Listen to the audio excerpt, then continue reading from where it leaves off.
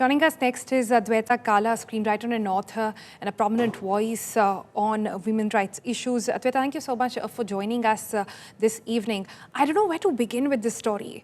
The fact that dowry was asked and given, the fact that the sisters getting self-reliant and being confident enough to have social media accounts, have followers, was a problem. The fact that all of this happened in front of their son, and now that the family continues to deny it all, I'm really trying to wrap my head around the story and saying at what all levels was wrong going on. And a marriage, this was on for about 9 years. Nobody got a whiff of it. Nobody understood that this was going down the wrong road. And the fact that this is probably happening in a lot of other homes as well. Yes. We're just not aware of them as yet. Yeah. Because tragically, there is this tendency to drop a veil over these circumstances and to stigmatize, any kind of harassment or abuse in a relationship. On a sociological level, it is women who bear the brunt of that. Women in our culture are supposed to be strong. And by when we say women should be strong, we mean that they should put up with a lot of things and be stoic and bear it and yet calmly carry on. This is our definition of strength for a woman. So right from the very beginning, the way we're defining what it means to be a strong woman in our country is completely wrong. So where do we start? How do we begin to unravel, unspool this terror that visits so many young girls? This girl must have been married when she was 19 years old. She's 28 when she was killed. And I think we shouldn't even call it a dowry death because, it puts it into this compartment of intimate partner crime when what it is cold-blooded, brutal murder. Yes. And the punishment for that murder is very clear. And that's what he should get. And so should those who abetted him, which means his mother, as well as his father, as well as the brother who was witness to all of this, but never intervened. Right. Dr. Ranjana Kumari, the Director and Center for Social Research, is also with us. Ma'am, thank you so much for being here. Like I was talking, I don't know at what all level the story has to be picked up. How do we even begin to unravel or peel off the different aspects of the story? But to start with, the fact that giving dowry, accepting dowry is still so common, still so prevalent.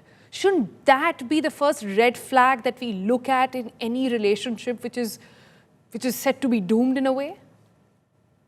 I think, in spite of the fact that 61, the law was brought in, 84, we protested on the streets of Delhi. Law was made more stringent. And then, of course, later Supreme Court judgments and unfortunately many things diluted the law completely. And also that the law has not been effectively implemented. By the time people started realizing that the law is very stringent and they will go to jail and get punishment, already it was diluted and a whole lot of men group came up and they started saving the men in society. Now, the other side of the story is that it has become greed for money has been always there. In marriage, people have asked for money and parents quietly have given this money. Neither it has been stopped at the end of asking people, the criminal families who get these daughters as daughter-in-laws and the parents who send the daughters as daughter. After all, didn't they know in 9 years what is happening to their daughters? What is it that stops parents to bring the daughters back and start giving a life of dignity, respect, and safety? Why don't they do it? When know that these criminals must be sent to jail, they should be shot dead, if you ask me, because this is enough. Look at the way brutally the mother-in-law is holding her, the way he is hitting her, the way he's trying to stop any kind of recording of the whole thing, and little boy watching everything. What society are we talking about? And also on the other side, the story is that women have become smarter, they are educated, why should a woman not have a right to produce real? Isn't that a statement about her own confidence level, as you very rightly said? Yes. Isn't it a statement about her whole autonomy, independence, her whole self-respect? What is it? What is it about real? I mean, these days, this excuse that father killed the sports girl and everybody talked about the father didn't want her real. What is all Yeah. this about? I mean, should only men produce the reel like everything else in our society? Or men have the right? Property, they have This the is the right. new Education, they whale. have the right. Do This is a new not, do thing. not get out of the social media whale. I think that's the new whale that Absolutely. we are talking about. But ma'am, you raised a very Absolutely. important question, and perhaps one that has been on everybody's mind. That why didn't the parents of the girl take action beforehand? I did speak with the father, and we happened to interview the sister as well, the one who has survived it all. Remember, they were both married to two brothers in the family. So they were co-sisters, as they say, living together, and perhaps had that support with each other as well. But it's not so easy, is it, in that part of the society to bring your daughter back? It's not How so long? How easy, is long? it? It's not so easy, is it, to get your daughter to sit at home? जवान लड़की को घर पे बैठा लिया है with a kid to get them separated from it. These are whole lot of societal pressures that we are dealing with. No, look, we have had enough of these arguments. We are talking enough of all this and using as a shield and excuse. I think let's forget about this. Girls are going for higher education. They are getting jobs. They are doing better than their brothers and the men in the family. They are proving themselves today. So how long should we say we have to get them married to these criminals, murderers, to be able to give them protection? What kind of safety and protection is this? What is this? What kind of a security are you guaranteeing your daughter? Why? Why should the marriage? Why should we continue all these kind of things in the name of giving, society? Who's this society? Where is this society today? You tell me. Where are those people? When look at the way brutally she's been killed and burned. Where is the society? Why is the society silent today? Why are everybody not going like we have always protested, going and protesting and catching hold of this family and and even the parents? So I think this excuse is becoming way too long, too intolerable. Basically, parents don't want to keep their daughter safe. Basically, they don't want to invest in their daughter. They just want to get rid of this. If the son is misbehaving in the family, if son is not doing well, do they buy security for the son? They don't. Do they get a wife who will keep him safe, But secure? But this was a father who was giving in to every request. They asked for a car, that was given. They asked for a bike, that was given. Then he figured out that the sons, as the father says in an interview to me just a little while ago, that the son would just, drink up or just be, loitering around, had no flourishing business of his own, etc. So he said, okay, the daughters were, a beauty parlor was set up for them so they could carry on. But in this case, it looks like giving in was also part of the problem. According to law, Dr. Ranjana Kumari, is giving dowry as much as a crime as accepting?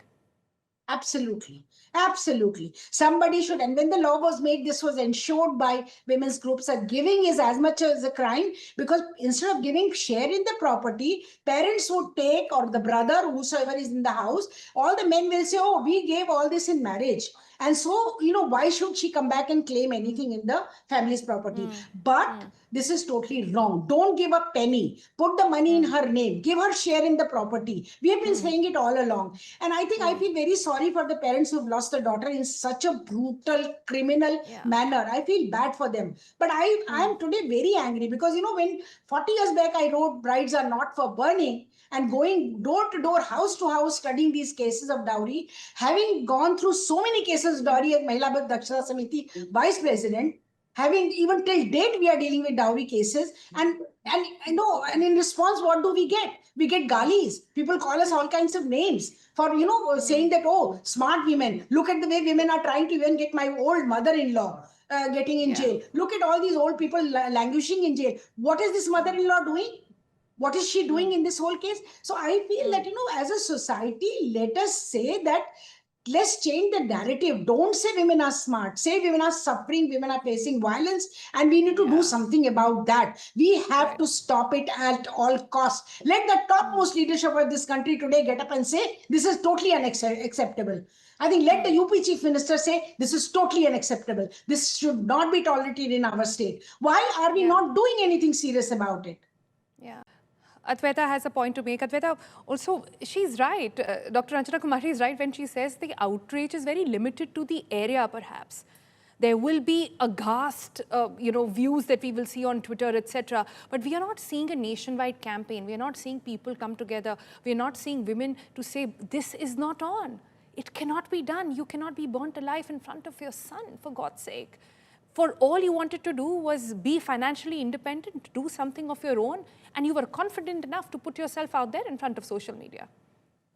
It's a two-pronged approach. One is the governmental approach. Of course, Yogi Adityanath has been very tough on crime when it comes to women in the state of Uttar Pradesh. And it's indisputable that the law and order situation has improved drastically since he took office. Even when it comes to, demonetizing dowry as a practice, it's the Chief Minister's Samuhik Vivah Fund now gives double the money to a girl's family, and the money, 60,000 rupees. First it was 51, now it's 1 lakh, and 51,000 goes into the bride's account directly. 60,000, I'm sorry, 60,000 goes, and the rest It's is illegal. for It's ancillary illegal. expenses. Okay, so the government on its part is doing its thing. I don't think we should drag politics into this. Certainly it's condemnable. The police has acted. He was shot in the foot or the leg. Frankly, I wish they'd aimed higher and really got to him. But in either case, that's one aspect of it. The secondary aspect of it is society. How do we define being an empowered woman? Are we going to define it in the terms of being financially stable, being social, scholastically stable? Sure, these are aspects. But I've written a column on this today. I think it's extremely important to redefine this in terms of empowering women when it comes to their mind and their mindset. And that's the role that society needs to play. Empowerment is just not about having a job or driving a car. If you're a housewife and if you're running a home, and if you come from a background, we are not just one India where we can brush away all kinds of differences. There are different cultures within our one macro culture. So we have to ensure that girls and women are mentally strong. It's not enough just to be educated. It's not enough to be even financially strong. You think this kind of domestic abuse is not there in the upper echelons of society amongst educated women? No, it's just concealed better. That's the only difference. It exists until we don't recognize that empowerment of the mind to take primacy over any other empowerment. Our girls are going to keep suffering like this, and society needs to play a role in this. And secondly, I think we need to look at divorce with nuance. Divorce is not the best outcome for any relationship, but what do you mean? It's an essential outcome for survival. This girl would have been alive if she had moved out, if she had divorced this no-good thug and led her life. So that is another area where we have to really discuss and talk about societal lenses. That's true, actually. And it's the time for women to do it all is over. They've done it. We've done it. We've achieved it. We've proven it. Time for men to take note of that. Time for society to take note of that. I think that time is here. And all of this has to come down. And these instances like these have, made us think hard. I really hope it goes down to the grassroots levels and makes the next bride who's getting married exercise her own agency and think about what she's really getting into. Thank you both for joining us with your lovely thoughts on this. We leave it there for the moment.